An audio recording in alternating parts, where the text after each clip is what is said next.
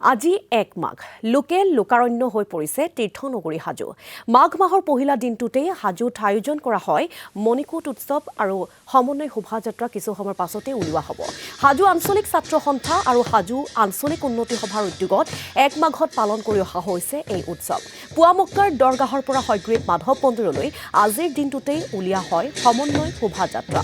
আৰু এই শোভাযাত্ৰাত জাতি ধৰ্ম বৰ্ণ নিৰ্বিশেষে অগণন লোকে অংশগ্ৰহণ কৰে। আমি পোনপটীয়াকৈ সেই স্থানলৈ যাবলৈ বিচাৰিছোঁ। আমাৰ জ্যেষ্ঠ সাংবাদিক অমৰেন্দ্ৰ ডেকা আছে। অমৰেন্দ্ৰ ডেকা, পোনপটীয়াকৈ আপোনাৰ কাষলৈ আহিছোঁ। এতিয়া লোকে লোকাৰণ্য পৰিৱেশৰ সৃষ্টি হৈছে তীৰ্থনগৰী হাজো। গতিকে কেনেকুৱা ধৰণৰ পৰিৱেশ আপোনাৰ জৰিয়তে আমি চাব বিচাৰিছোঁ?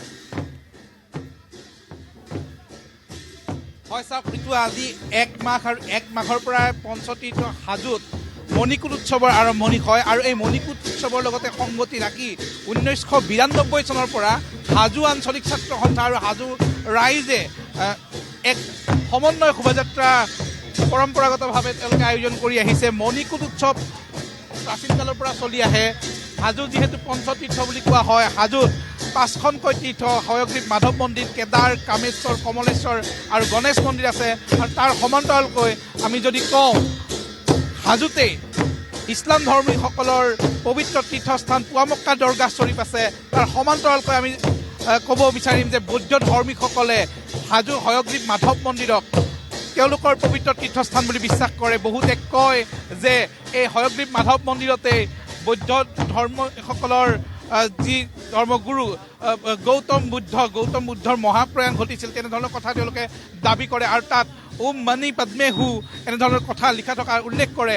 আৰু এই যি হাজোৰ সমন্বয়ৰ প্ৰতীক হাজোৱে ১৯৯২ চনৰ পৰা যিটো চনত দেশত বাবৰি মছজিদ ধ্বংস হোৱাৰ ঘটনাক কেন্দ্ৰ কৰি আচলতে সাম্প্ৰদায়িক সংঘৰ্ষৰ এক বাতাবৰণ সৃষ্টি হৈছিল, সাম্প্ৰদায়িক অপ্ৰীতি বিয়পি পৰিছিল, সাম্প্ৰদায়িক বিভেদৰ সৃষ্টি হৈছিল, বিভাজনৰ সৃষ্টি হৈছিল। সেই সময়ৰ পৰাই হাজোৱে সমন্বয়ৰ বাৰ্তা দি আহিছে সমন্বয় শোভাযাত্ৰাৰ জৰিয়তে।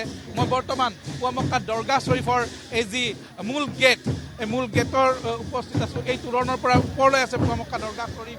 এই পুৱামক্কা দৰগাহ শ্বৰীফৰ পৰাই আচলতে এই সমন্বয় শোভাযাত্ৰা ওলাই হয়গ্ৰীৱ মাধৱ মন্দিৰৰ যি মূল স্থান আছে তালৈকে।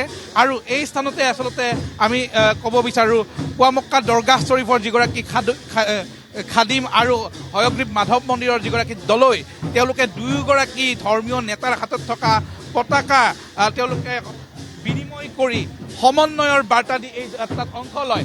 এইখিনি মুহূৰ্তত আমি হাজো আঞ্চলিক ছাত্ৰ সন্থাৰ প্ৰাণজিৎ দেউৰীয়া আমাৰ সৈতে উপস্থিত আছে। মই প্ৰাণজিতৰ সৈতে অলপ কথা পাতিম। এই যি সমন্বয় শোভাযাত্ৰা, এই সমন্বয় শোভাযাত্ৰাৰ বিষয়ে অকণমান কথা পাতিম। প্ৰাণজিৎ, অকণমান ওচৰত বিচাৰিছোঁ। ১৯৯২ চনৰ পৰা এই মণিকূট উৎসৱৰ লগত সংগতি ৰাখি হাজো আঞ্চলিক ছাত্ৰ সন্থাই এই সমন্বয় শোভাযাত্ৰাৰ আয়োজন কৰি আহিছে আৰু সমন্বয়ৰ বাৰ্তা দি আহিছে। আজিৰ প্ৰেক্ষাপটত এই সমন্বয় শোভাযাত্ৰাৰ যি ভূমিকা, যি প্ৰাসংগিকতা, সেয়া কোনেও নুই কৰিব নোৱাৰে। এইবাৰ কেনেধৰণৰ প্ৰস্তুতি চলিছে? হয়, হাজো আঞ্চলিক ছাত্ৰ সন্থাৰ উদ্যোগত আপুনি কোৱাৰ দৰে ১৯৯২ চনৰ পৰা এই মণিকূট উৎসৱৰ সমন্বয় শোভাযাত্ৰা আমি অনুষ্ঠিত কৰি আহিছোঁ।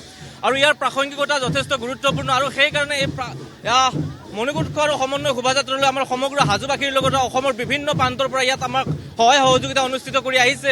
আমিও এইবেলি বিভিন্ন সাংস্কৃতিক দল ইয়াত আমি নিমন্ত্ৰণ জনাইছোঁ। ভূটানৰ পৰা ভুটীয়া ইয়াত উপস্থিত থাকিব, সাংস্কৃতিক জগতৰ বহু তাৰকা ইয়াত উপস্থিত থাকিব, সদৌ অসম ছাত্ৰ সন্থাৰ কেন্দ্ৰীয় নেতৃত্ব আমাৰ ইয়াত উপস্থিত থাকিব। আমি আশা ৰাখিছোঁ আমাৰ যি মণিকূট উৎসৱ আৰু সমন্বয় শোভাযাত্ৰাৰ যিটো উদ্দেশ্য, যিটো তাৎপৰ্য, সেই তাৎপৰ্যটো সমগ্ৰ বিশ্বত বিয়পি পৰক। আমাৰ সকলোৱে আমি একতাৰ বান্ধোনেৰে যাতে আমি বান্ধ খাই থাকিব পাৰোঁ, অনৈক্যৰ মাজত ঐক্য হৈ, বিৰহৰ মাজত শান্তিৰ সম্ভাৱনা হৈ যাতে আমি জীয়াই থাকিব পাৰোঁ, তাৰ এটা উচিত বাৰ্তালৈ আমি এই মণিকূট উৎসৱ আৰু সমন্বয় শোভাযাত্ৰা আমি অনুষ্ঠিত কৰি আহিছোঁ। এই মণিকূট উৎসৱ আৰু সমন্বয় শোভাযাত্ৰাৰ প্ৰাসংগিকতা যথেষ্ট আছে। আমি কথা পাতিম কামৰূপ জিলা ছাত্ৰ সন্থাৰ সভাপতি, মোৰ সৈতে নৱজ্যোতি দাস ডাঙৰীয়া উপস্থিত আছে। তাৰ সমান্তৰালকৈ আমি দেখুৱাইছোঁ ইতিমধ্যে এই সমন্বয় শোভাযাত্ৰাত অংশ ল'বলৈ অহা বিভিন্ন স্কুল কলেজৰ ছাত্ৰ ছাত্ৰীসকল আছে, হাজো ৰাইজ আছে, বিভিন্ন সাংস্কৃতিক দলে অংশগ্ৰহণ কৰিব। আৰু এনেদৰে বাৰেৰহণীয়া কৃষ্টি সংস্কৃতিৰে আয়োজন কৰিছে মণিকূট উৎসৱ আৰু লগতে সমন্বয় শোভাযাত্ৰা। গতিকে সেই স্থানৰ পৰা আমাক জ্যেষ্ঠ সাংবাদিক অমৰেন্দ্ৰ ডেকাই কিছু পৰিৱেশ দেখুৱালে। তেওঁক এই মুহূৰ্তত আমি ধন্যবাদ জনাইছোঁ।